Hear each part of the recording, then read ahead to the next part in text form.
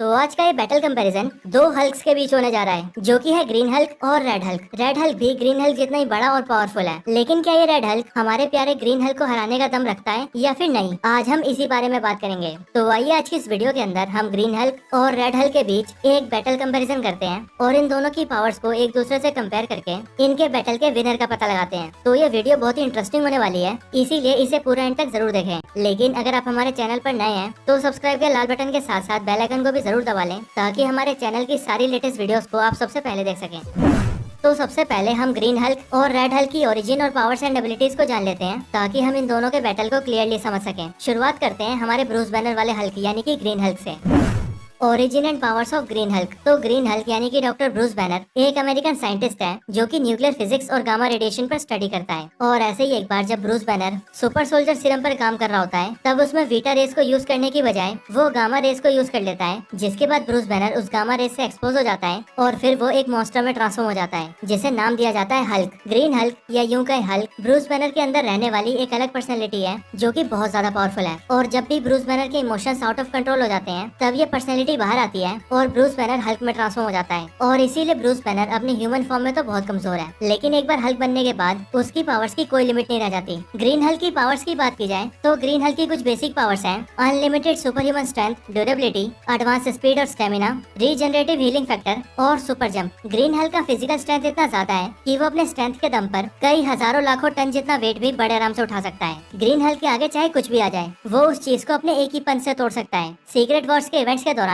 जब एक बड़ा सा माउंटेन सभी सुपर हीरोज के ऊपर गिरने वाला होता है, तब ग्रीन हल्क उस पूरे माउंटेन को अपने हाथों से लिफ्ट कर लेता है। और उस माउंटेन के वेट की बात करें तो उस माउंटेन का वेट लगभग 150 बिलियन टन होता है। ग्रीन हल्क की ड्यूरेबिलिटी भी इतनी ज्यादा है कि वो किसी भी तरह के फोर्स और इम्पैक्ट को बड़े आराम से झेल सकता है। उस पर बुलेट्स, बॉम्ब्स या फिर मिसाइल्स का भी कोई असर नहीं होता। इसके अलावा ग्रीन हल्क को न तो रेडिएशन से कुछ होता है और न ही ग्रीन हल्क को इंटॉक्सिकेट किया जा सकता है। यहाँ तक कि पूरे यूनिवर्स के अंदर बहुत ही कम ऐसी चीजें हैं जिनसे ग्रीन हल्क को डैमेज किया जा सकता है। और ग्रीन हल्क के इतना ज्यादा ड्यूरेबल होने की वजह से ही आज तक बहुत ही कम ऐसे कैरेक्टर्स हैं जो कि इसे नुकसान पहुंचा पाए हैं। ग्रीन हल्क के पास कमाल का हीलिंग फैक्टर भी है, इसीलिए अगर कभी ग्रीन हल्क इंजर्ड हो जाए या फिर उसकी बॉडी का कोई पार्ट उसकी बॉडी से काट भी दिया जाए, तो भी वो उसे फिर से रीजनरेट कर सकता है। वैसे ग्रीन हल्क का हीलिंग फैक्टर वुल्वरीन और डेडपूल जितना सुपीरियर तो नहीं है, पर फिर भी इसका हीलिंग फैक्टर काफी तेज है। इसके साथ ही ग्रीन हल्क का स्टेमिना भी बहुत ज्यादा है, और अगर वो चाहे तो बिना खाए, बिना सोए, बिना रुके या फिर बिना थके कई सालों तक भी फाइट कर सकता है। ग्रीन हल्क के पैरों के मसल्स भी बहुत दमदार हैं, और इनकी मदद से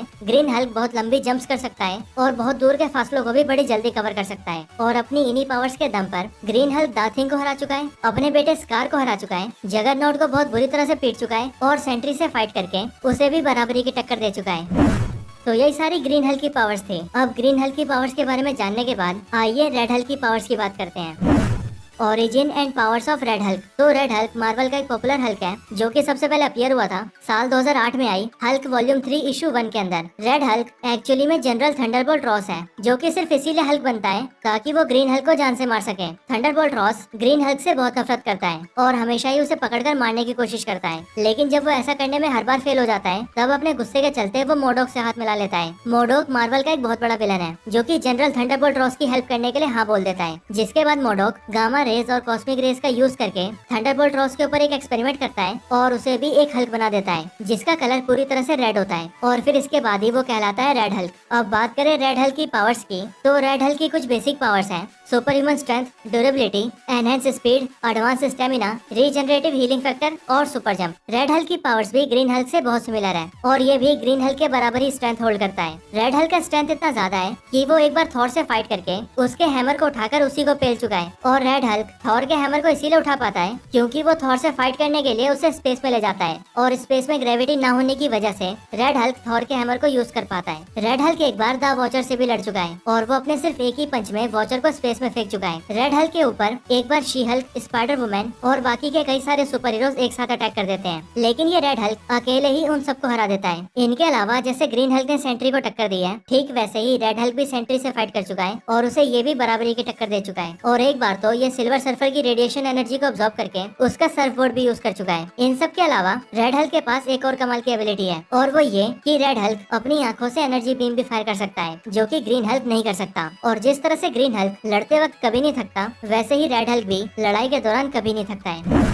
तो ग्रीन हल्क और रेड हल्क दोनों ही बहुत ज्यादा पावरफुल हैं और इन दोनों की फिजिकल स्ट्रेंथ लगभग एक दूसरे के बराबर ही है। लेकिन रेड हल्क के पास ग्रीन हल्क के कंपैरिजन में ज्यादा एबिलिटीज हैं। जैसे वो अपनी आंखों से एनर्जी बीम भी फायर कर सकता है और गामा रेडिएशन को अब्सॉर्ब भी कर सकता है। पर इन सारी एबिलिटीज के साथ भी रेड हल्क ग्रीन हल्क को नहीं हरा सकता, और ऐसा इसीलिए क्योंकि जैसे जैसे रेड हल्क का गुस्सा बढ़ता है वैसे वैसे उसकी बॉडी गर्म होती चली जाती है और उसका ब्लड भी उबलने लगता है। और ऐसा होने की वजह से रेड हल्क खुद की बॉडी को जला लेता है, जिसके बाद वो काफी कमजोर पड़ जाता है। लेकिन वहीं अगर हम ग्रीन हल्क की बात करें तो जैसे जैसे ग्रीन हल्क का गुस्सा बढ़ता है वैसे वैसे उसकी पावर्स भी बढ़ती जाती है और वो ज्यादा स्ट्रॉन्ग बनता जाता है। और इसीलिए अगर ग्रीन हल्क और रेड हल्क एक दूसरे से बैटल करते हैं तो उसमें भले ही रेड हल्क शुरुआत में ग्रीन हल्क पर भारी पड़े, लेकिन जैसे जैसे फाइट में ग्रीन हल्क का गुस्सा बढ़ेगा वैसे वैसे वो रेड हल्क को उसकी औकात दिखाता जाएगा और आखिर में ग्रीन हल्क रेड हल्क से जीत जाएगा। वैसे यहाँ पर अगर हम कॉमिक्स पर नजर डालें तो मार्वल कॉमिक्स के अंदर भी जब ग्रीन हल्क और रेड हल्क की फाइट हुई है तब उसका रिजल्ट भी कुछ ऐसा ही निकला है। यानी कि पहले तो ग्रीन हल्क रेड हल्क से पिटा है